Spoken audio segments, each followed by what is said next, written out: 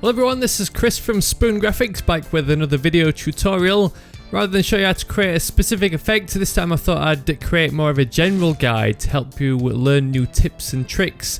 So the topic I have in mind is cutting stuff out in Photoshop. Clipping a subject from its background has to be one of the most common tasks a designer will encounter in their everyday working life. Back when I worked at a local design studio, we had a job where we had to clip out about 5,000 product images of ornate coving, ceiling roses and all kinds of fancy decorative plaster mouldings, which quickly got me used to drawing and saving paths with the pen tool. The pen tool is the go-to tool for cutting most things out, but there's some cool techniques you can use for hair, fur and other specialty subjects. So let's crack on and look at the tools we have available in Photoshop. Let's start with the quick and dirty selections. Sometimes you just need to quickly remove something from its background with no questions asked. If the final result doesn't have to be pixel perfect, there's a range of Photoshop tools that offer you quick and easy clipping solutions. If the first tool you'll reach for is the eraser when you're faced with the task of cutting something out, you need a slap on the wrist. The eraser tool should really be left in Microsoft Paint. In Photoshop, layer masks provide the same functionality but without destructively editing your images. However, with that said, if you have a steady hand or your fingers are hovering over the undo button, the eraser tool can quickly rub out portions of an image you don't want. Just be careful near the edges. The magic wand was probably the first tool we all discovered as Photoshop newbies, but as you level up in experience you soon realise its capabilities don't stretch very far. However, the magic wand is a great little tool for cutting out simple images where there's clear definition between the edges. The quick selection tool is a step up from the magic wand. Rather than let Photoshop make all the decisions, with this tool you can paint over the exact areas you want masking and Photoshop will apply a mask based on your instructions. It's much easier than the trial and error of the magic wand tool's tolerance setting. Right, now we've got the basic stuff out of the way, we can look at the pro techniques. As the saying goes, if you want something doing, then do it yourself. It might be tedious, but the best clipping results often come from manually drawing a selection around your subject. The lasso tool is another somewhat newbie tool that beginners rely on until they graduate to the pen tool. The lasso tool is great for quick selections, but its series of straight edges and the frustration of accidentally double clicking and closing the selection too soon can make this tool a nightmare when used for more advanced selections.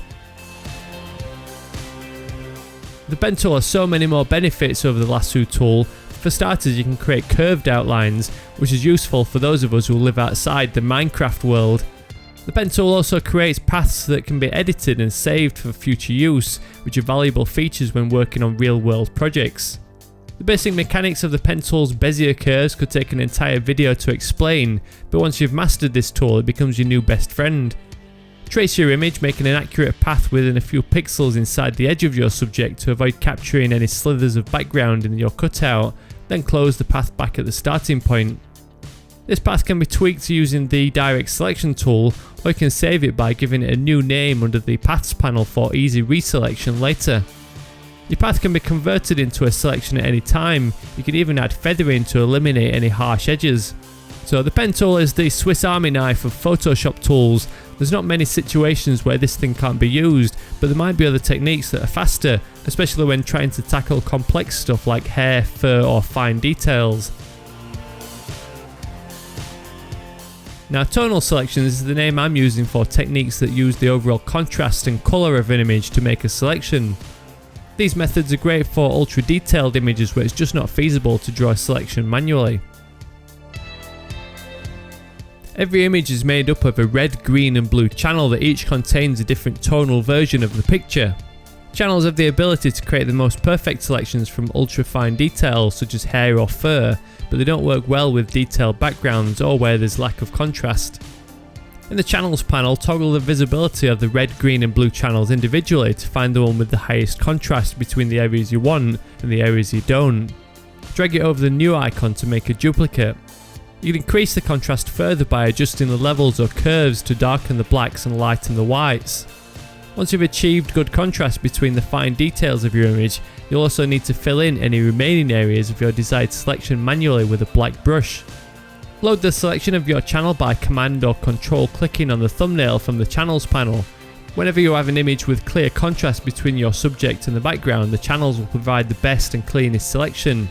They're especially great when selecting hair or fur, but only if the background is clean.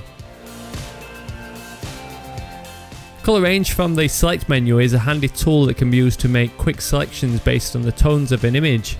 It's particularly useful to select highlights or shadows, or if you need to select areas of a specific colour from your image. Go to select colour range to open up the colour range options. You can now choose from sampled colour, your chosen foreground colour selection, or pick from highlights, midtones or shadows if you only need to select bright or dark areas of an image.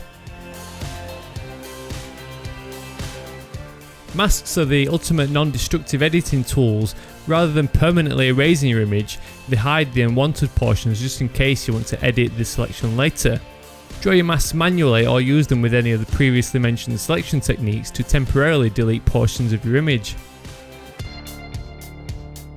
Layer masks are applied to a single layer by selecting the Add Layer Mask icon at the bottom of the Layers panel.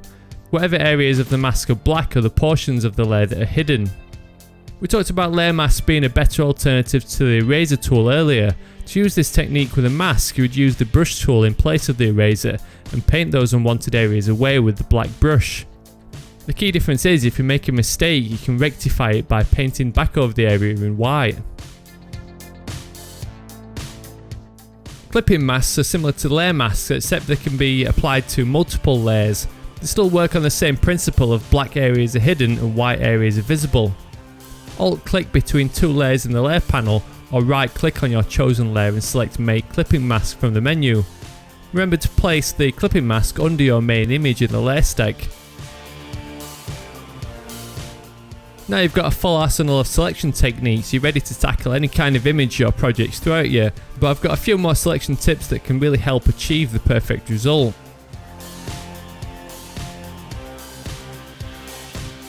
The channels technique is perfect for cutting out model shots against a perfect studio background, but for every other scenario the Refine Edge tool is your best option.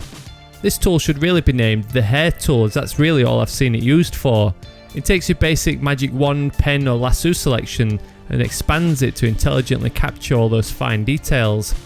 Trace a path around the subject but roughly outline any areas of fur or hair, not worrying about the fine strands. Go to Select and Refine Edge and increase the radius value to see the hair magically appear in the selection. Expand the brush options and paint over the areas of hair you want to keep with the Refine Radius tool.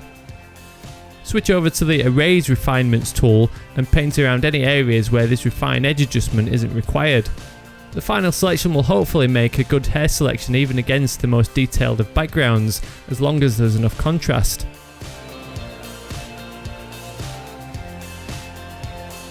Sometimes when you paste your cutout onto a darker background, you'll notice it has a very fine light outline or halo. There's a super way to eliminate this using the defringe option. Go to Layer, Matting and Defringe and enter 1 pixel in the options. With just one click of a button, that ugly outline will be gone. Be careful though, this can ruin your cutouts with extremely fine details.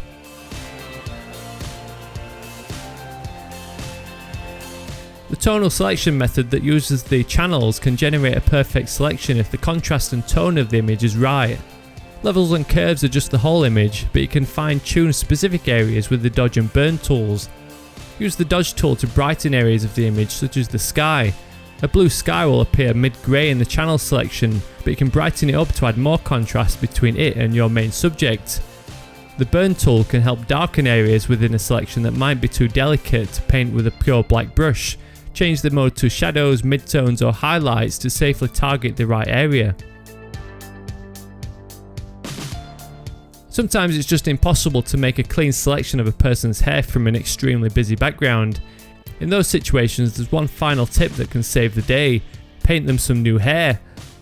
Make a rough selection around the subject's hairline and paste the cutout on a new layer. Reduce the opacity of the original image below it in the layers panel. Use the smudge tool with a fine brush to paint back in the individual hairs. Begin with a 3 to 4 pixel soft brush to flesh out the thick base, then incrementally reduce the brush to paint in finer stray hairs. This sounds like an extremely tedious process, but it doesn't take too long, especially if you have a graphics tablet. Now I don't have much experience with Photoshop plugins, so I can't make any personal recommendations, but I know there's a range of selection based plugins out there for Photoshop. Fluid Mask is a popular choice that has features designed specifically for selecting complex hair, trees, glass and translucent fabrics.